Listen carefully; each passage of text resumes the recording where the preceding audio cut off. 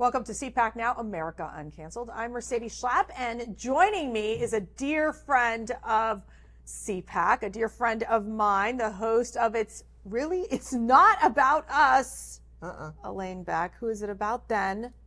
God. That's right.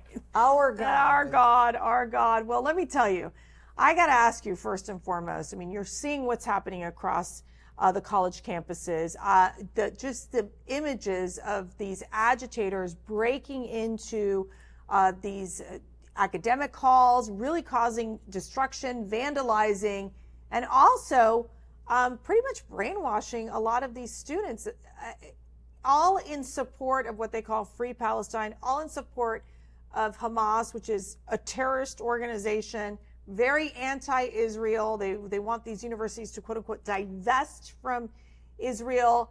I mean, what's your first reaction? Because they keep saying, well, this can compare to the 1960s when we saw the students protest in the colleges. What's your reaction to that? Well, I was at both.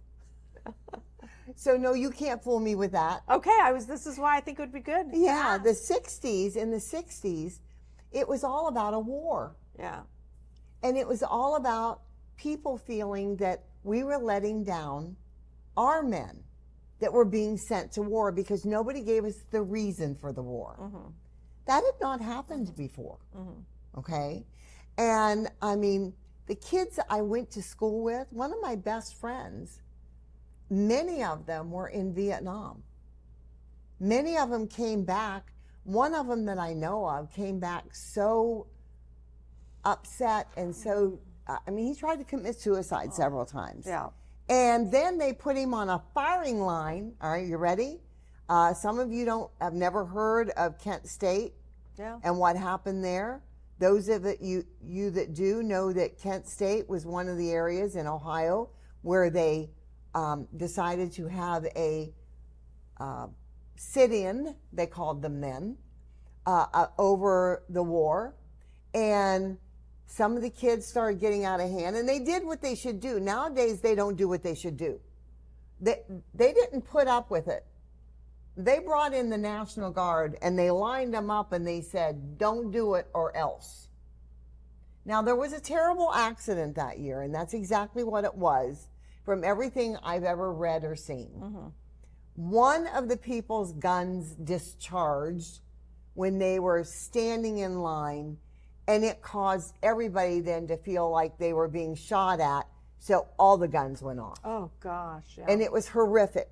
Yeah. There were a couple students that died. There were several students that were maimed or crippled, ended up paralyzed, etc. But I would think that would open people's eyes, wouldn't you? Yeah. That when we're living in a real world where we have to fight back, because we know it'll only get worse like it has now, right? Then we understand that we must make a stand.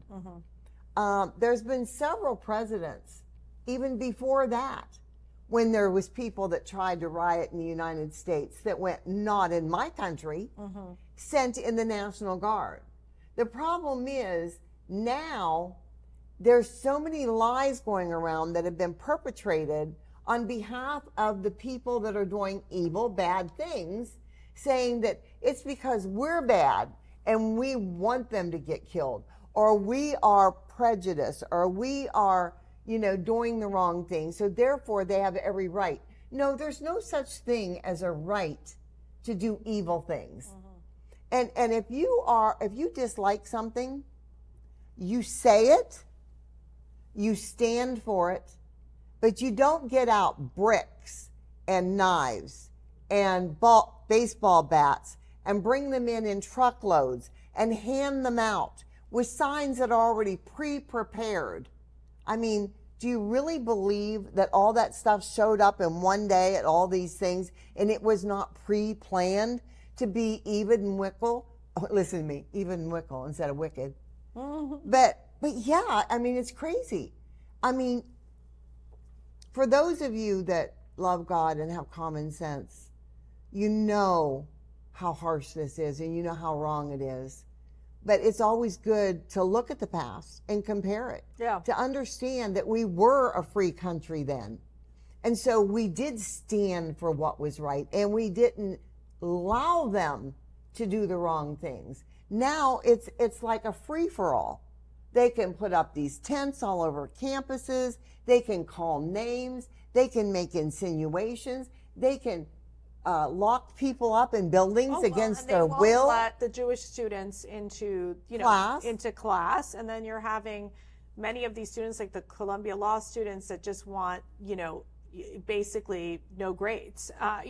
Which is just, it's crazy. It's almost like this. It's been just this chaos that's happening on these university campuses, and I think in many cases the universities have failed to respond to the issue. Oh, they haven't, period. I would say that University of Michigan did not cancel its commencement, and then when they started having protesters, they came in, the police, and basically stopped it from happening and saying, look, we're not going to allow this to, we were prepared, and we're not going to allow this to be a distraction.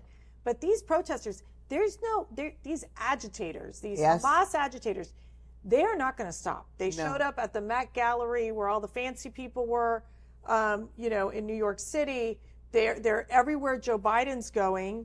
They're showing up and protesting as well. I mean, and I think this really brings to our attention the fact that Biden's coalition is falling apart, because you've got the fact that people that would have normally voted for Joe Biden, a lot of young people, they're like, we can't support Joe Biden because of the Israeli-Hamas conflict and because of the U.S.'s support of Israel. Why do you think the U.S. has to remain so committed to Israel and not, give an inch to these terrorists? Well, that's a real easy one. The Bible's very clear that the Jewish people are God's chosen people. Right. They are his family. He was born a Jew. He was raised a Jew. He knew his Father in heaven, though, and he spoke with him, and he stood for him, and he taught all of us. Years later, everything was written down, that he taught his disciples and others that he dealt with over the years. And, he was a young man when he died, actually. He was in his early 30s. They haven't pinned down an exact year, but early 30s. And I think the fact of the matter is here we are in a position where we need to remember that it's just very clear that the only thing that we can do is turn back to God in this country. Yeah. It's the only thing that's going to save us. Yeah. Yeah. I mean, we talked about earlier on your show about what I ran into at church, which was the George Washington proclamation of this National Day of Fasting and Prayer, and how far we've kind of turned away from that now, where, they really want to keep kind of the prayer, the God, everything out of our lives, basically, which is, I think, very troubling. You had an opportunity to help Ben Carson with his new book. Yes. That's coming out. Tell us about that, and what's his main message coming out of the book? Well, the main message is how vital it is from God's perspective and the Bible's perspective for us to remain strong with our families, to get back to family values, to understand that we're only hurting the children when we do this. It was a really unique experience because what happened, I had gone to Hungary and with CPAC, I should say, and we'd had a marvelous time. And I learned so many of their beautiful values and their constitutional beliefs. And I came back just filled with joy, thinking I would love to see that in our country. Yeah. And I get a call from Andrew, Ben's assistant, and he said, Miss Beck, he said, doctor would like to know if you would listen to the 3 titles he has for his new book and decide which one you think sounds best. And I said, I would be honored to do that, of course. And I said, what's the book about? Because how can you evaluate a title if you don't know what the book's about? Yeah. And he said, it's about the demise of the family in the United States. And then he's told me 3 titles. And I said, Andrew, please don't be upset at me. And he said, well, I wouldn't be upset at you. I said, but you just gave me 3 titles and I didn't hear one of them. I said, because the minute you said it was about the demise of the family, immediately my mind went straight back to Hungary and the values that they have in their constitution. Now, mind you, these values aren't something where it says you have to get married by this age. You have to do this. You have to have 10 children. You have to have, they're not trying to control people. They are trying to encourage the family. Right. Encourage the people to grow and become stronger and to have children that we can feel good about, that are taught the right principles. Almost all of them go to church. The majority of them have families and love it. And they honor each other in that. Yeah. And those are in their actual constitutional premises, how to support the family. Yeah. And so I love it. It's not the government trying to control us like they do here. It's not the government trying to step in where they're not welcome. It's the government saying, we know this is important to you. We know you love God. We know you go to church. We know that families are what make this country stronger. So we're going to give you benefits for being strong in your belief. Yeah. And I think that's beautiful. Well, and it is benefits. It's policies that they put in place to help the parents and their children. And it is true, when we got to Hungary, that one of the first things I saw was, Hungary is pro-family. And I think here in the United States, there has been such a huge attempt to dismantle the family, Absolutely. to dismantle the individual, to dismantle gender, to dismantle our children. Right. And it's become a very, I think, almost toxic environment in what we're seeing in terms of what the families are going through right now. Right, exactly. I read one article. I didn't have a chance to read the whole article, but it pretty much said, the title, you'll think it's crazy, but the title was The Parents Who Regret Having Children. I mean, do you imagine being the child of a parent that the parent is saying, I regretted having you? I mean, it's so horrible. And part of this also is the culture of abortion, which is, the Democrats supporting their radical agenda on abortion till the last moment when the baby's born. You can still abort the baby, which is just outrageous. But really, pushing them towards a Planned Parenthood, which is the largest provider of abortions, instead of saying, hey, why don't you go look at a life pregnancy center, get a sonogram done.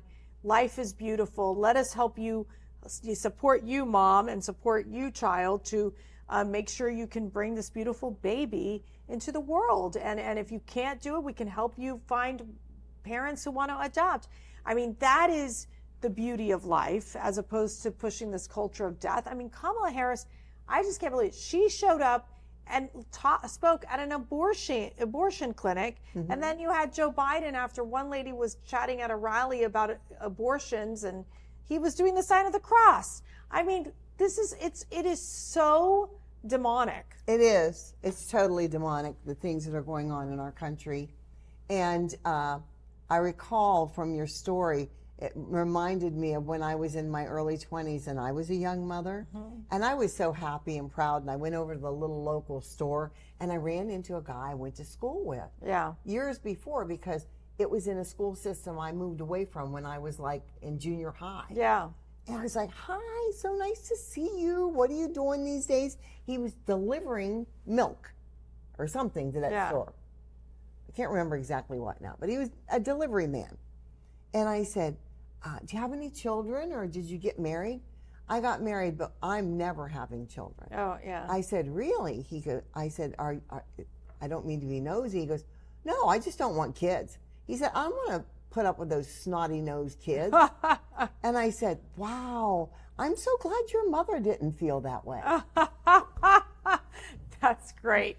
Well, Elaine, we love having you here in CPAC headquarters. And I know you're just going to be working so hard as we're going into this election. Give us your final thoughts. You were down in Mar-a-Lago. You got to see all these potential vice president candidates for Donald Trump. Anyone stood out for you? Well, I got to tell you, all it reminds me of is seeing all those people up on stage that was there.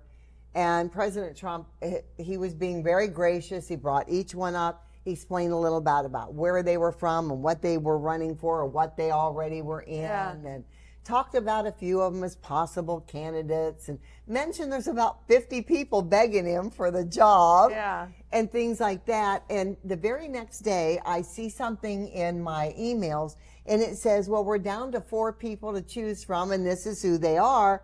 And I was like, what? I just saw President Trump. I talked to him personally. He would have let us know if that was the case.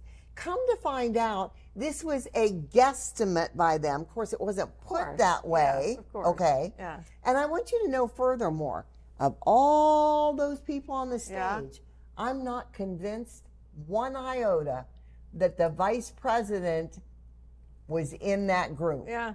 You know, President Trump is a very wise man. Yes, yeah. And when he doesn't tell, he doesn't tell. And he doesn't give away an inch. He doesn't do anything to complicate anything. He's very wise. We will all, I believe, be very wonderfully surprised by who he actually picks, because I feel that, as we spoke when we were down there, that God is working on him and his heart. He's working on who he's got ready to be the vice president, because ultimately it is God who will choose. Amen. And I agree. I think Trump will keep the element of surprise, which he's very good at. Elaine Beck, host of It's Not About Us, and you can watch it on CPAC and the other channels. Thank you so much for joining me. Thank you, honey, always. And Love thank being you here. all for watching. And we're going to keep you so informed of what's happening this election year. It is going to be epic. God bless, and thank you all.